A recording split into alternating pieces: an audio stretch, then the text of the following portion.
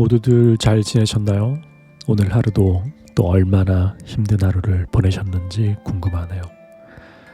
하기 싫은 거 하루 종일 하고 그저 버티면서 회사에 머물러 있는 그 자체가 참 곤욕이죠.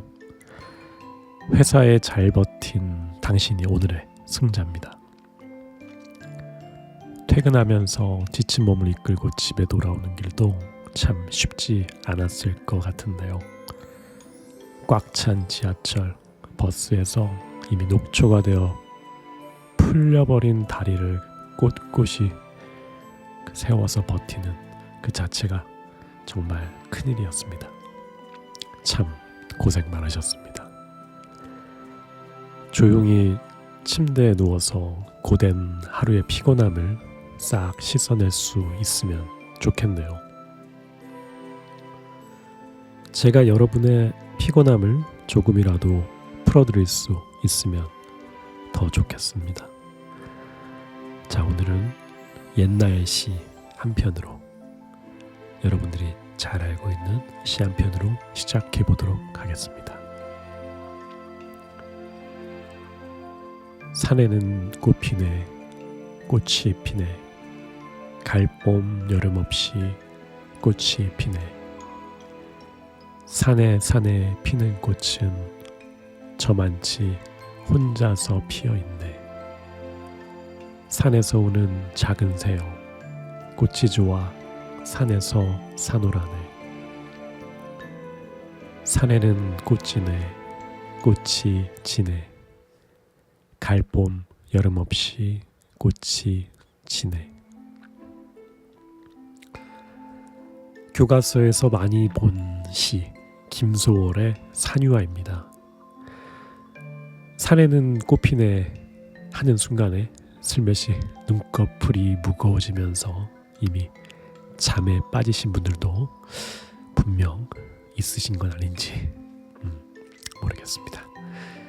교과서에 나오는 작품들은 그 전문가들에 의해서 엄선된 분명히 훌륭한 작품일 건데, 그럼에도 뭐 잠이 오는 건 어쩔 수 없나 봅니다.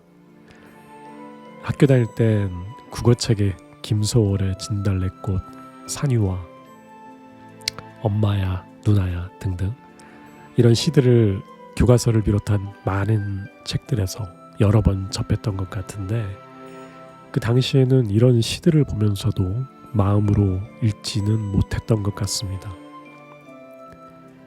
시를 읽는 것을 그냥 교과서에 나오는 딱딱한 그 텍스트를 읽는 정도로만 생각했던 것 같아요. 그 여러분, 김소월의 본명이 김정식이란 건 알고 계셨나요? 저도 좀 생소하긴 한데요. 이름이 정식이라고 하니까 그 소월이라는 다소 여성스러운 이름과는 느낌이 사뭇 다른 것 같긴 해요. 1902년에 태어난 김소월은 1934년에 사망합니다. 그 30대 초반에 사망한 거죠. 그 만성 관절 질환 때문에 다량의 아편을 계속해서 복용했다가 이른 나이에 사망한 것으로 알려졌습니다. 소월의 어린 시절은 꽤 어려웠던 것 같습니다. 3살 때 아버지가 정신 이상 증세로 굶어 죽게 되는 그 장면을 직접 눈으로 보면서 그게 이제 평생의 충격으로 안고 살아갔다고 합니다. 그 이후에는 이제 그래서 할아버지 밑에서 자라게 되는데, 할아버지의 뜻으로 14살, 지금의 중학교 1학년 정도 되는 그런 어린 나이에 이웃집 그 여자아이에게 장가를 들게 됩니다. 그래서 일찌감치 상투를 틀긴 했지만 본인의 의지가 아닌 만큼 좀 힘들어 하다가 오산중학교에 이제 진학을 하게 돼요. 그 학교에 다니다가 동급생 오순이란 그 여학생과 교제를 하면서 이제 진정한 어떤 연애, 그 사랑에 빠지게 됩니다. 하지만 이미 그 유부남인 김소월은 결국 오순을 놓아줄 수밖에 없었고, 이후에 19살 되던 때 오순은 다른 남자에게 시집을 가버리게 됩니다. 그런데 오순은 그 남편의 잦은 학대로 불행한 결혼 생활을 이어갔고, 결국 결혼 3년 만에 안타까운 죽음을 맞이하게 됩니다. 이 비보를 전해 들은 소월은 오순의 장례식장에 한 걸음에 달려갔고, 장례식에 다녀온 뒤 바로 그 참담한 마음을 담아서 초혼이라는 시를 씁니다. 이 작품 또한 우리가 교과서에서 여러 번 접해봤던 유명한 시죠. 산산이 부서진 이름이여, 허공 중에 헤어진 이름이여, 불러도 주인 없는 이름이여, 부르다가 내가 죽을 이름이여, 심중에 남아있는 말 한마디는 끝끝내 하지 못하였구나. 사랑하던 그 사람이여, 사랑하던 그 사람이여. 붉은 해는 서산마루에 걸리었다.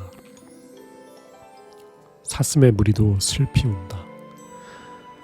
떨어져 나가 앉은 산 위에서 나는 그대의 이름을 부르노라. 설움에 겹도록 부르노라. 설움에 겹도록 부르노라.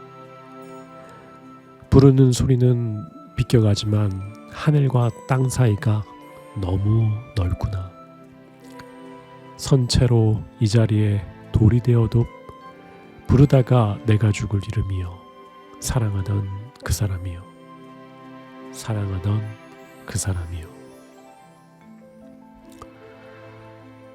초혼, 그 불을 초에 영혼 혼자. 그래서 영혼을 부른다. 그리고 죽은 연인의 영혼에 대고 마지막 작별을 전하는 노래. 그리고 이루어질 수 없는 사랑으로 눈물 흘려 놓아주었는데 얼마 안 돼서 죽음으로 맞이하게 된 옛 연인, 그 오순의 죽음. 이제 20살 갓 넘긴 그 소월의 심정은 얼마나 그 찢겨지는 듯 아팠을까요? 그 설움에 겹도록 불러도 대답은 없고 오직 부르는 이의 마음만 더욱 타들어갔을 애통함이 느껴집니다. 한창 감성이 넘치는 20대에 사랑하는 연인과의 사별은 세상 그 무엇으로도 위로받기 어려운 슬픔이겠죠. 엉엉 소리내어 울기보다 가슴속 깊이 그 소리 없이 눈물 적시는 김소월, 그 어린 김소월을 떠올려 봅니다.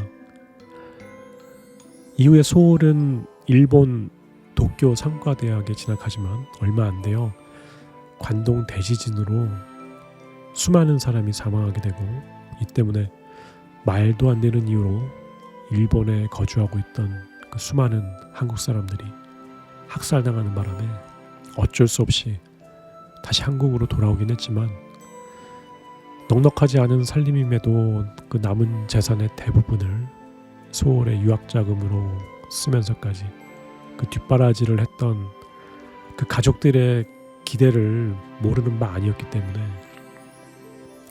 소월은 이후에 참 큰 좌절과 자책을 하게 됩니다. 그 뒤에 이제 할아버지가 운영하는 광산에서도 일을 했지만 경영난으로 부도가 났고, 또 동아일보 지국을 혼자 열어서 그 신문 배달에서부터 영업, 수금 등등 모든 일을 혼자서 도맡아 했으나 당시 그 일제의 탄압으로 동아일보는 폐간하게 됐고, 소월도 긴 시간 땀 흘려 읽어놨던 일자리를 속수무책 잃고 말았습니다. 이렇게 보면 소월의 짧은 인생의 후반부는 우리가 알고 있던 그 진달래꽃, 산유와 접동새 등등의 그 한국의 멋을 담아 노래했던 그런 시인의 모습이라기보다는 어쩌면 가족의 생계를 책임지기 위해서 발벗고 뛰던 그런 여느 집 가장으로서의 우리 아빠들 모습과 크게 다를 게 없어 보입니다. 진달래꽃 산이와 접동새 이런 시를 보면서 그저 한국적 그 민요조로 노래하는 서정 시인으로만 우리는 김소월을 기억했을 것입니다. 근데 인생 마렵에 정말 그 생계를 책임지기 위해서 고군분투하는 그 아버지로서의 소월, 그 김소월을 떠올려 보니까 왠지 가슴 깊은 곳이 점이 옵니다. 가난에 찌든 삶에다 건강까지 갈수록 악화돼 가던 소월이 그 죽기 며칠 전에 아내에게 한 말이 있습니다. 세상 참 살기 힘들다, 이런 말을 남겼다고 합니다.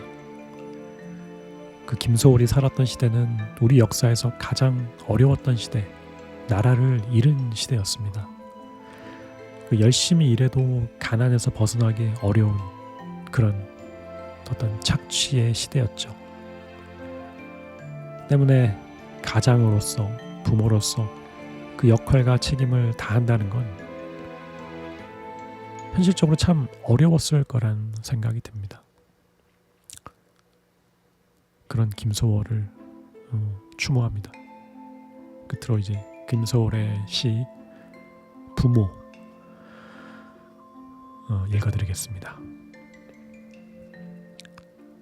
낙엽이 우수수 떨어질 때 겨울의 기나긴 밤, 어머님하고 둘이 앉아 옛 이야기 들어라. 나는 어쩌면 생겨나와 이 이야기 듣는가. 묻지도 마랑.